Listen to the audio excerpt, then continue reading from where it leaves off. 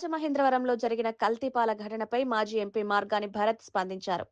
ఈ ఘటన జరిగి 18 రోజులైనా ప్రభుత్వం స్పందించలేదని విమర్శించారు.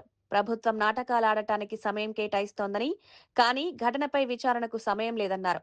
ముఖ్యమంత్రి, వైద్య ఆరోగ్య శాఖ మంత్రికి బాధ్యత లేదా అని ప్రశ్నించారు. నిజాలు వెలుగులోకి రావాలంటే సీబీఐ విచారణ జరగాలని డిమాండ్ చేశారు. బాధితులకు న్యాయం చేయాలని, బాధ్యులపై చర్యలు తీసుకోవాలని కోరారు.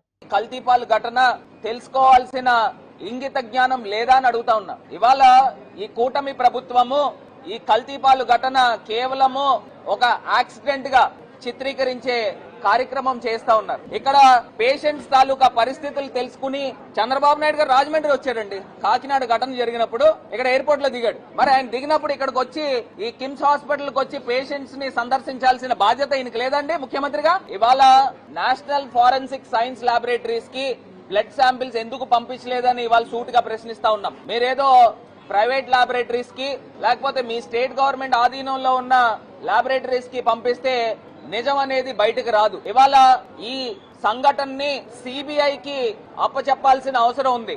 ఏదైతే తిరుపతి లడ్డూలో ఏ రకంగా అయితే సిబిఐకి అప్పచెప్పిన తర్వాత వాస్తవాలు ఏ రకంగా అయితే బయటకు వచ్చినాయో ఖచ్చితంగా కల్తీపాలు ఘటనలో కూడా సిబిఐకి అప్పచెప్పితే వాస్తవాలు బయటకు వస్తాయి. ఇది కేవలము ఆ కల్తీపాలు అతను ఆ కలిపే దాంట్లో యూరియా కలిపాడా, లేకపోతే ఏదైనా ఫార్ములిన్ కలిపాడా, లేకపోతే ప్రొఫెషనల్ రైవల్టీ ప్రకారంగా అతనికి కిట్టన వాళ్ళు ఎవరైనా అందులో పురుగుల మంది ఏమన్నా కలిపారా? కాకినాడ ఘటన ఆ ఫైర్ మిషాప్ జరిగితే అక్కడ చనిపోయిన వాళ్ళకి 20 లక్షలు ప్రకటించారు. ఏంటి వ్యత్యాసం ఏంటి? ఈ రెండు కూడా గవర్నమెంట్ తప్పిదాల వల్లనే జరిగింది. ఈ ప్రభుత్వం యొక్క నిర్లక్ష్యం వల్లనే జరిగింది. నిజంగా ఎప్పటికప్పుడు ఈ అన్ఆర్గనైజ్ సెక్టర్ ని ఆర్గనైజ్ చేసి ఎప్పటికప్పుడు మానిటర్ చేసి మిల్క్ అనలైజర్స్ ద్వారా దీన్ని గవర్నమెంట్ బాధ్యత తీసుకుని ఉండుంటే ఈ ఘటన జరిగి ఉండేది కాదు కదా. 2023లో మిల్క్ ప్రొక్యూర్మెంట్ యాక్ట్ అని జగన్మోహన్ రెడ్డి గారు అప్పుడు ఒక చట్టం తీసుకుని వచ్చారు. ఆ చట్టం ఇది చెప్తా ఉంది, ఎప్పటికప్పుడు కంటిన్యూస్ మానిటరింగ్ జరగాలి, మిల్క్ అనలైజర్స్ తో దీన్ని అనలైజ్ చేయాలని. నిజంగా గవర్నమెంట్ తలుచుకుంటే చేయలేరనండి ఇవన్నీను?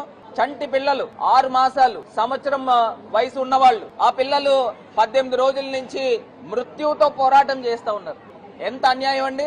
నేను ఇదే కూటమి పెద్దలను అడుగుతా ఉన్నా, మీ ఇంట్లోనే మీ కుటుంబ సభ్యుల్లోనే చిన్నారులకి ఈ రకంగా జరిగితే మీరు ఈ తరహాలో ప్రవర్తిస్తారా అని అడుగుతా ఉన్నా. ఇది ఒక బయటికి రాకూడదు అని చెప్పి రోజుకు ఒక డెత్ చూపిస్తా ఉన్నారు.